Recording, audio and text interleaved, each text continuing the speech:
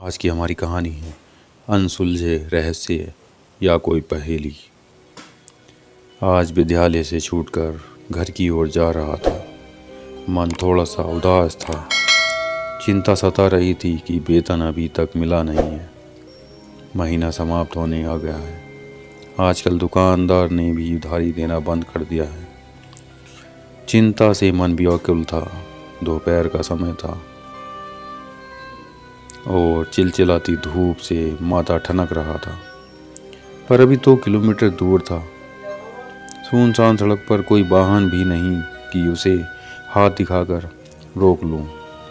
कदम पर कदम बढ़ाए चला जा रहा। सुनील भी आज विद्यालय नहीं आया क्योंकि किसी काम से प्रधानाचार्य ने उन्हें बाहर भेजा था, वरना बातें करते ही आधा रास्ता तय हो जाता। सुनसान सड़क पर मानो एक अजीब सा ही सन्नाटा पसरा हुआ था। अचानक एक ठंडी हवा का झोंका आया और बदन में एक सुकून सा मिला। साथ साथ एक हल्की सी खुशबू भी छा गई, मानो ताजे फूलों की है। पर रास्ते के दोनों तरफ ही खुला मैदान जिसमें कि नमक की खेती होती है। आसपास कोई बगीचा भी नहीं, पर खुशबू बड़ी ही मोहक थी। ऐसा लग रहा था मानो मेरे दाएं तरफ से आ रही हो। मैंने रुककर अपनी दाएं तरफ और पीछे की तरफ देखा, पर कोई भी नहीं था। पर एक ऐसा हल्का एहसास हो रहा था जैसे कि कोई मेरे साथ साथ चल रहा हो। पर मैंने इसे एक वहम समझकर आगे बढ़ा। रास्ते में एक कुत्ता दिखा जो अचानक ही मुझे देखकर भौंकने लगा। रोज़ तो यहीं से जाता हूँ, पर कभी भौंका नहीं। इसे क्या हो गया है कि मुझे देखकर भौंके जा रहा है।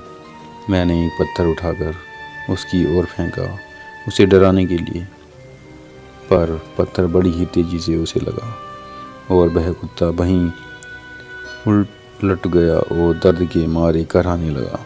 मैंने तो इतने धीमे से पत्थर फेंका था कि उसके करीब भी नहीं पहुंचता, पर इतनी ज़ोर से कैसे लग गया।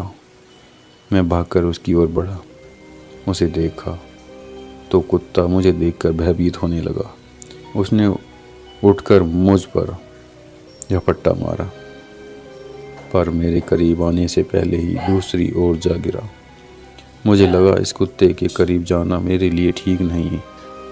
मैंने वहाँ से दौड़ लगाई। अब सड़क पर जल्दी जल्दी चलने लगा।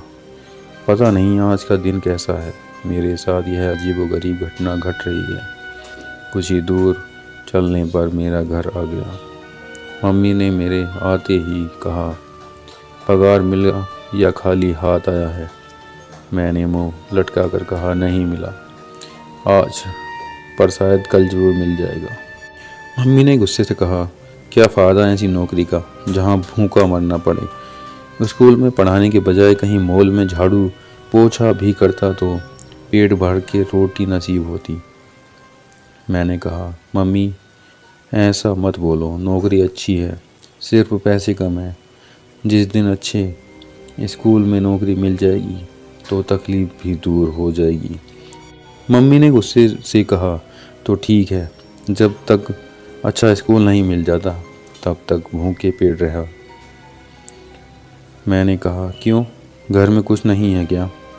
जा देख ले, अगर मिला तो बना दूंगी। यह बोलकर मम्मी बड़बड़ाते हुए बाहर चौखट पर जा बैठी। मैंने रसोई घर में जाकर देखा तो एक तरफ चावल की गोनी और डब्बे में आटा भरा पड़ा है।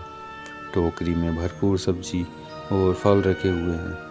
मैं हंसते हुए मम्मी के पास गया और पीछे से मम्मी को गले से लगाकर बोला, क्या मम्मी, तू मुझे फंसा रही है?